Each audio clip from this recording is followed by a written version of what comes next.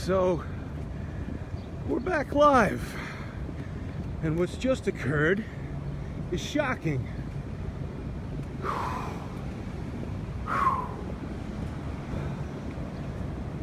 Gotta catch my breath here. But I do believe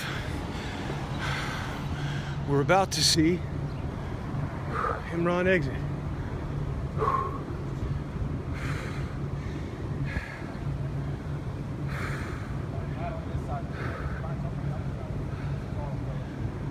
Maybe this guy's driving the getaway car, because we've just seen a travesty of justice occur.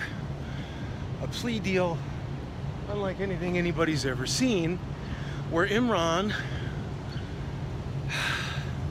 has pled guilty to lying on a loan application, bank fraud, mortgage fraud, in exchange for the government not charging him with any crimes, any non-violent crimes that he's committed.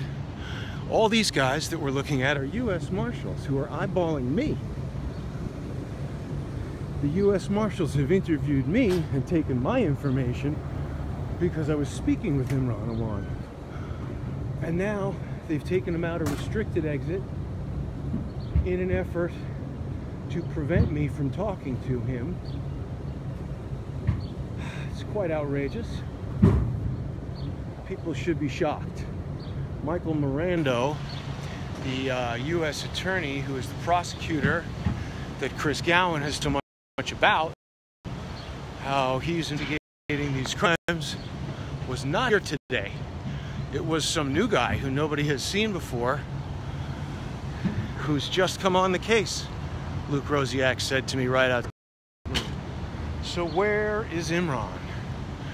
Well, they took him through on the interior, and the other side of this door is this sign that says restricted access, authorized personnel only.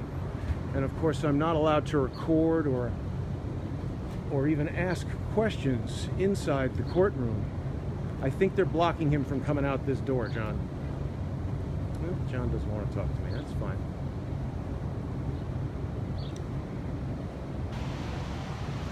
We've presented evidence that Imran Awan very likely had a server in the house at 4809 Sprayer Street. That house was mentioned in the proceedings about the warehousing of congressional data, only the mortgage. That was the only issue. So I don't know where we might see Mr. Awan, but I would say it's quite doubtful that we'll see him again. We did get to hear him speak quite a bit inside the courtroom, and there's little doubt in my mind that it was him answering the phones at Gowan, Winograd, and Silva, or Gowan, Silva, and Winograd, whatever they're calling it now. But don't know what to say, folks. Imran Awan has pled guilty to bank fraud in exchange for not being charged with any other non-violent crimes prior to today. Any. I guess hacking Congress wouldn't be violent, except if the people who receive that hacked data choose to execute violence against, I don't know, SEAL Team 6 in Afghanistan flying in a Chinook helicopter, or any of the sensitive intelligence information that might have been gleaned from that activity.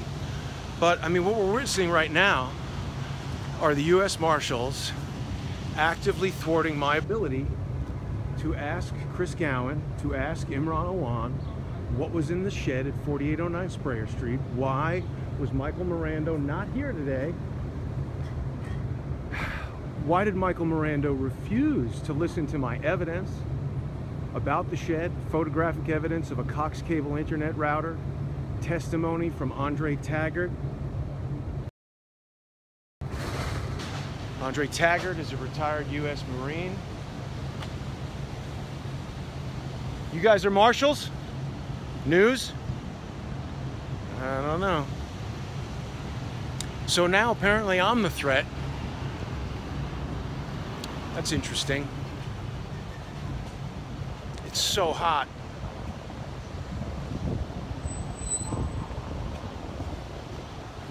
That door's not opening. Did you see him? Yeah.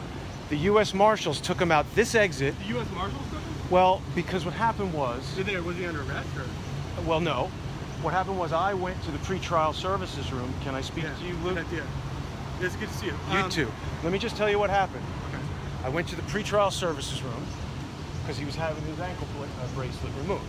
And I said to him, pretty good plea deal, Imran, no crimes prior to today. And he got angry and he got up and he walked into the other room. Marshal came in, told me to leave, took my driver's license, recorded my information, and he said, you're not allowed to interview anyone in the courthouse. I said, I wasn't interviewing him. I just said... Well, the Washington Post, Imran Awan gave an interview to the Washington Post before the plea. And in the courthouse? The court gave all the documents to the Washington lawyer, probably gave it to him. But all these reporters who haven't covered it closely were given the documents in advance and pre-wrote stories saying that he was cleared of all charges and that therefore this whole thing was a conspiracy theory because the DOJ said so. Imran Awan personally gave an interview to the Washington Post. Oh my God. You know, because we were in the courtroom, there wasn't really many people there. No. The rest of the media, they basically arranged it in advance where the media was fed information so they didn't even need to go. Me, I've been covering this closely. No one's given me the court documents.